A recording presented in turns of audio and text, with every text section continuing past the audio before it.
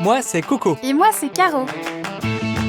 On sait qu'il faut repenser nos modes de vie si on veut que la planète reste vivable dans le futur. On est convaincus que c'est possible dès aujourd'hui et même en pleine ville. Selon l'ONU, d'ici 2050, 68% de la population mondiale vivra en milieu urbain. C'est là qu'il faut trouver des solutions face à l'urgence climatique. Alors on s'est installé dans la région parisienne pour réaliser une expérience grandeur nature. On a prototypé l'appartement du futur en se basant sur des solutions qu'on a trouvées partout dans le monde depuis 10 ans. On a rassemblé des techniques low-tech, simples, efficaces et accessibles à tous. On a créé des synergies avec la nature et des réseaux d'entraide. On a imaginé une véritable biosphère urbaine dont on est devenu les premiers habitants. Ou plutôt les premiers cobayes. Notre défi, concevoir un mode de vie qui réduit notre impact environnemental, convivial et désirable. Et si le futur commençait ici et maintenant ? Bienvenue dans le futur. Et bonjour, je suis dans la biosphère. J'ai vécu dans cet appartement pendant une semaine. C'est un appartement extrêmement écolo, extrêmement moderne. On dirait un petit peu une navette spatiale. Il y a plein de trucs qui poussent, il y a des champignons, il y a des larves, il y a des mouches, mais tout ça de façon volontaire. Je sais pas si je l'ai très bien vendu. Avec Coco, on est convaincus que notre biosphère peut nous amener à des modes de vie urbains plus sains et plus durables.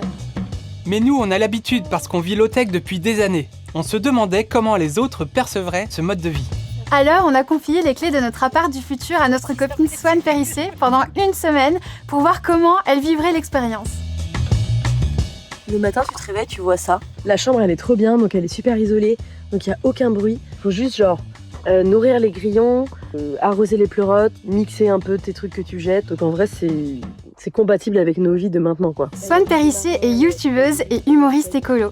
Elle vit à 100 à l'heure, toujours entre 2 projets, 2 vidéos, 2 rendez-vous. Oh là, la petite gourmande! Est-ce qu'elle a pas mangé un peu de pourpier? Elle a accepté d'être notre cobaye pour tester notre mode de vie du Mon futur. endroit préféré, les toilettes!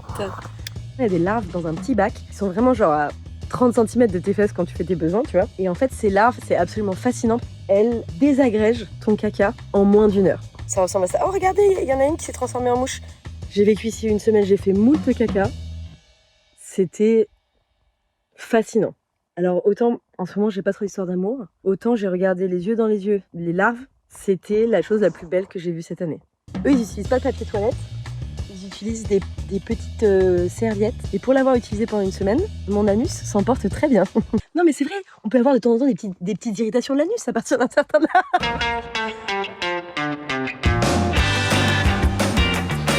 Pendant que Swan vivait dans notre biosphère urbaine, nous, on a pris quelques vacances. La vie en ville est excitante, mais elle peut aussi être épuisante. Et avec Coco, on voulait prendre un bon bol d'air frais à la campagne. Un cygne et puis un prétendu castor. Ah, moi je pensais à des ragondins. Des ragondins, c'est le plus probable. Pour nos vacances du futur, on a choisi de pédaler sur les magnifiques pistes cyclables françaises. À bord de notre super tandem qu'on a appelé Apollo, parce qu'on s'y sent comme dans une fusée. Tu peux rentrer dans la cuisine ? Ouais. On revient d'un méga trip en tandem. Donc là, on revient de 5 jours de voyage depuis Orléans. Et puis depuis hier, on est rentré en ville. Donc oui, le bruit, la foire, tout ça. Bref, on s'est réfugié dans une forêt. Ouais. Et là, on avait peur de ne pas pouvoir camper en arrivant vraiment proche de Paris. Non mais je crois que c'est interdit, Coco. Ah, c'est interdit. Bon, bah, le faites pas alors. Et donc, moi, je suis chargé de la logistique de l'intendance. D'ailleurs, il faudra que tu me dises ce que tu veux manger ce soir. Vaisselle, cuisine, je remballe, vaisselle, cuisine, je remballe. Donc voilà, c'est mon petit quotidien. Mais ma cliente, elle a l'air heureuse. Elle est en pleine forme. Après 5 jours, moi, j'ai une gueule de déterré. Et elle, on dirait qu'elle est née hier.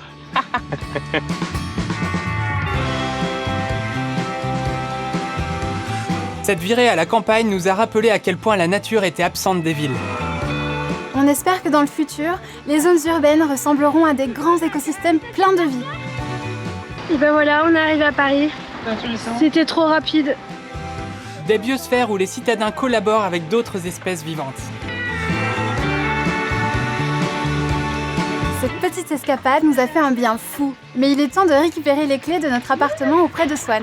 Nous sommes curieux de voir comment elle a vécu la biosphère urbaine. Ce genre de retour sur expérience est hyper précieux pour nous. Ça nous aide à comprendre comment les low-tech, la façon de cuisiner et d'habiter sont réellement vécus. Pour que d'autres puissent à leur tour adopter ces changements. Moi, j'ai trouvé ça trop bien. J'étais deg de partir. C'est un endroit dans lequel t'as envie de rester, quoi. C'est zen. Le frigo, je le trouve trop petit. Parce que, en gros, vu que c'est compliqué de faire des moyens de cuisson, t'as envie de faire des grosses quantités. Ah oui, et du coup, de garder des restes. Si tu peux cuisiner qu'un jour sur 3 parce qu'il y a que du soleil un jour sur 3, oui, c'est vrai. tu fais une quantité que tu veux manger 4 ou 5 fois, ou inviter des copains et tout, et du coup, ça s'abîme, quoi. Nous voulions aussi savoir ce qu'elle pensait de ce seau qui récupère l'eau sous l'évier. Ce seau est un vrai point noir pour nous, parce que nous devons tous les jours le vider dans Albert, notre biodigesteur qui se trouve à l'extérieur. À 2 étages en dessous. C'est plus le seau. Ouais, franchement, Cauchemar. c'est horrible ce seau. Plusieurs par jour, t'en vidais Ben, si je passe la journée ici 2 par jour, Ouais. ce qui est hyper bien avec le seau là, c'est que c'est sous l'évier, donc vraiment t'as conscience de ton utilisation Ouais. d'eau. Non mais Ouais, en fait, trop faut bien, faire ouais. un système de raccordement de ça à C'est Albert sûr. direct. Mais oui. Les toilettes parfait, magnifique, j'ai écrit. Les larves remontent-elles quand c'est trop sec, donc faut rajouter de la sueur, ou quand c'est trop mouillé, il faut rajouter de la Trop sueur. mouillé, elles ont Tu le m'avais ventre, dit sec. Ah ouais, Ah ouais, merde. C'est pas grave, mais de toute façon elles sont pas remontées parce que c'était hyper rose. Ok. Swan. Oh. C'est les petites pattes de larves là. Wow. Swan a vraiment bien vécu l'expérience et c'est super encourageant. Mais c'est aussi une écolo engagée. On voulait aussi savoir si ce mode de vie pourrait convenir à un public plus large. Pour aller plus loin, notre collaboratrice Emma a dirigé un programme de sciences participatives avec des centaines de volontaires qui ont testé des low-tech chez eux. L'idée, c'était de récolter leurs avis pour mieux comprendre ce qui marche et ce qui coince, et voir si intégrer ces changements à nos quotidiens était envisageable dès aujourd'hui.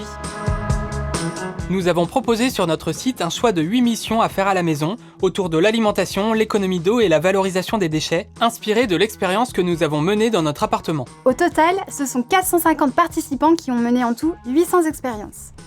Donc maintenant, c'est direction Lille et on va rencontrer Joseph. Pour que n'importe qui puisse répliquer les systèmes dans son logement, Emma les a un peu simplifiés et elle a réalisé des tutoriels qu'elle a partagés à tous les participants avec un protocole à suivre. Du coup, t'as quoi comme plante? Des radis, Ouais, radis ronds. bien. J'aurais pas du tout imaginé qu'on puisse faire pousser des radis ouais. en appartement, mais vous l'avez proposé et ça marche très bien. Allez, C'est trop bien, mais c'est des feuilles magnifiques, hein, Bah, tout ça c'est là. fou, hein. J'avais vu ça même dans le commerce. Et pour toi, c'est quoi un peu les freins à mettre en place ce genre de dispositif-là dans le quotidien? il y a un premier palier à passer qui est de le fabriquer, de se renseigner, de s'en occuper. Est-ce que le fait de faire partie d'une communauté, d'être en lien avec les autres participants qui font la même mission que toi, ça t'a aussi motivé? Bah oui, complètement. C'était assez stimulant d'avoir des messages de plein de personnes de toute la France, de voir les réussites de chacun, les questionnements, des questions qu'on se pose pas. Enfin, ouais, je trouve ça génial. On va arriver à la gare de Valenciennes pour rencontrer Hugo et sa famille. Emma est donc partie rencontrer certains participants chez eux pour voir comment les low-tech s'intègrent concrètement dans leur quotidien. Sinon, la technique, c'est on met la petite boîte de carton dessus, ils vont dessus, et puis après tu secoues la... Grâce au programme, nos systèmes de la biosphère ont trouvé leur place dans des centaines de foyers, créant un véritable réseau d'entraide entre les participants. J'ai goûté les verres de farine, c'était bon. Et ça attise la curiosité des voisins. Même les enfants se prêtent au jeu. Trop bon.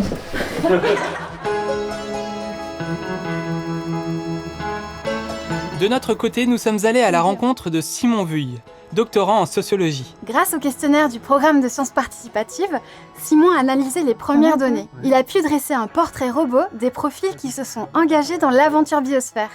Simon, pourquoi tu t'es intéressé à notre programme de sciences participatives? Mon sujet de thèse, c'est vraiment l'impact de la consommation sur l'environnement. Et en fait, cette expérience me donnait la possibilité d'accéder à énormément de personnes, environ 400 personnes qui ont commencé vraiment l'expérience. Au niveau du genre, on a un peu plus de femmes, elles sont 62% à avoir participé, 37% d'hommes et 1% de personnes non binaires. On a 50% des personnes qui ont participé, qui ont Bac plus 5 ou encore une formation supplémentaire. On a très peu de personnes ouvrières, seulement 1%, donc on voit que ça touche pas forcément cette population-là. Est-ce que ceux qui ont participé, c'est des éco-anxieux, tu dirais? En tout cas, je pense que ce sont vraiment des personnes qui sont préoccupées et qui savent ne savent pas forcément par où commencer. Trop bien, alors du coup, ça c'est ton dispositif. Okay. On a par contre quasiment jusqu'à 80% dans l'ensemble des missions le fait de participer au développement des low-tech en fait. Ils vous connaissaient vous, en fait, ils avaient suivi vos différentes expériences dans le temps. Vraiment le fait d'essayer de s'amuser, de faire quelque chose de différent sont des raisons qui sont vraiment très très présentes en fait. On a donné envie. Trop chouette. Exactement. Franchement les résultats en termes de satisfaction des personnes est extrêmement élevé, notamment dans les questionnaires, dans le dernier questionnaire, les personnes étaient vraiment très très contentes d'avoir participé. Avec cette expérience, vous avez réussi à donner un cadre très clair avec des tutoriels, mais aussi des groupes WhatsApp, ce qui donnait aussi un sens de communauté et un sens de ok, ce que je suis en train de faire aura un impact plus large. Ça a vraiment pu répandre beaucoup plus les pratiques low-tech que vous avez mis en avant. L'analyse de Simon montre que la low-tech attire encore un public assez homogène, comprenant souvent des gens déjà sensibilisés. Ces personnes pionnières qui ont bien voulu défricher avec nous ont beaucoup à nous apprendre pour que la low-tech puisse progressivement faire sa place dans nos sociétés. Emma a rassemblé quelques participants pour leur faire découvrir l'appartement du futur et leur montrer comment on vit au quotidien dans la biosphère urbaine. Elle a organisé un tour de table pour qu'ils échangent sur leurs expériences.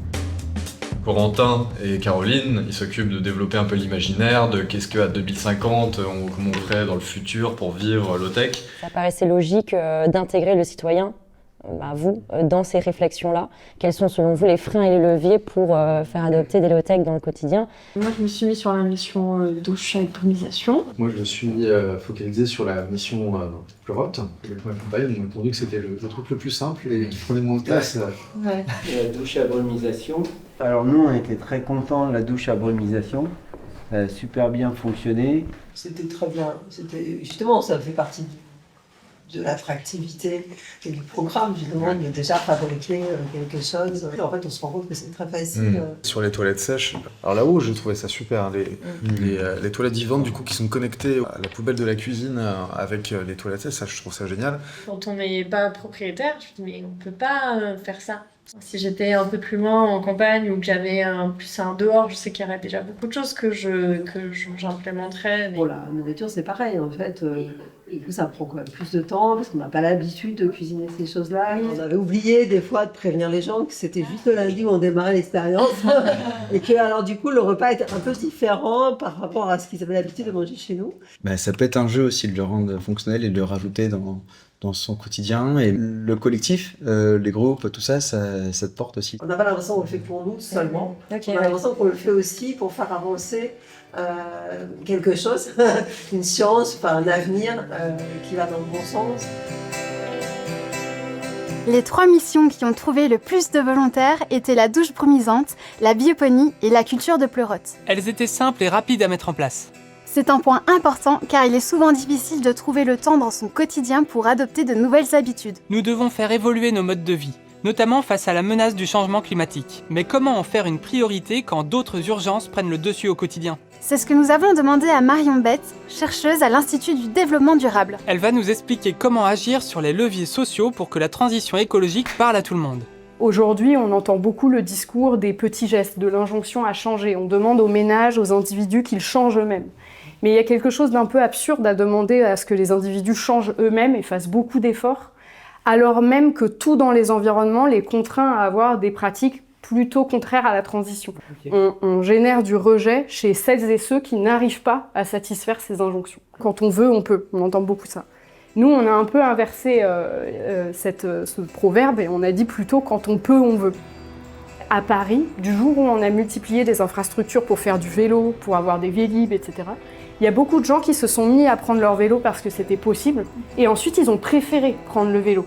Mais donc d'abord il y a la possibilité, et ensuite il y a le désir. Par exemple, la consommation, c'est encore vu comme vecteur de bien-être pour beaucoup de classes qui n'ont pas encore accédé à l'abondance. Et il faut peut-être pas trop vite vanter la sobriété ou la décroissance auprès des classes qui ont le sentiment de ne jamais avoir eu accès à cette forme de richesse. Après, ça doit pas vous inviter à trop de pessimisme parce que je pense vraiment que chacun a un rôle différent à jouer dans ce grand récit qu'est la transition.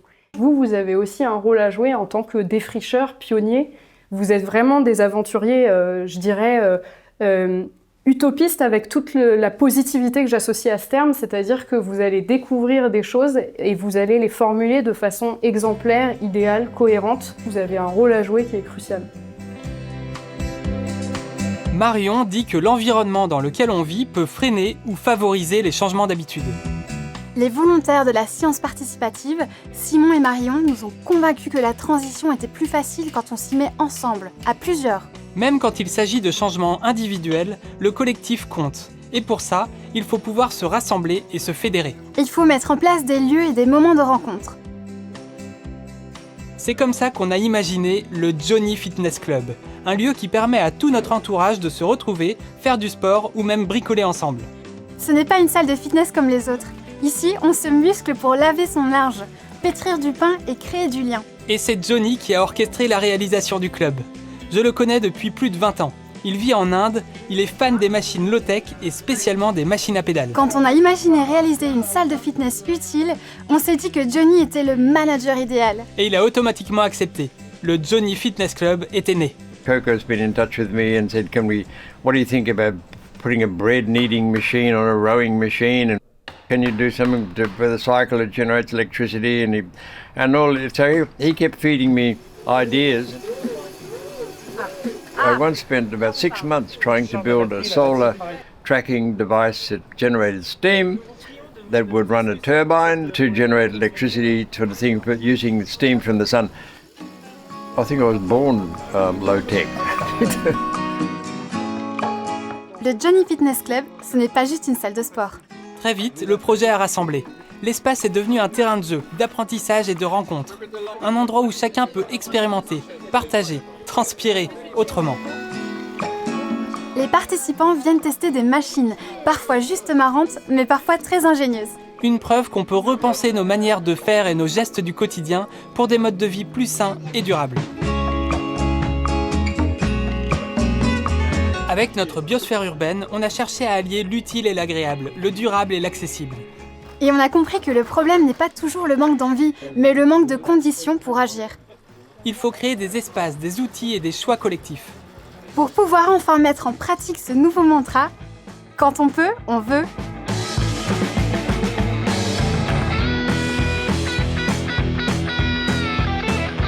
Donc à J101, on a 1415 au compteur.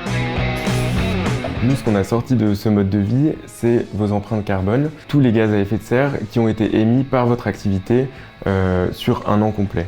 Tu sais faire du trombone, toi, ou pas ?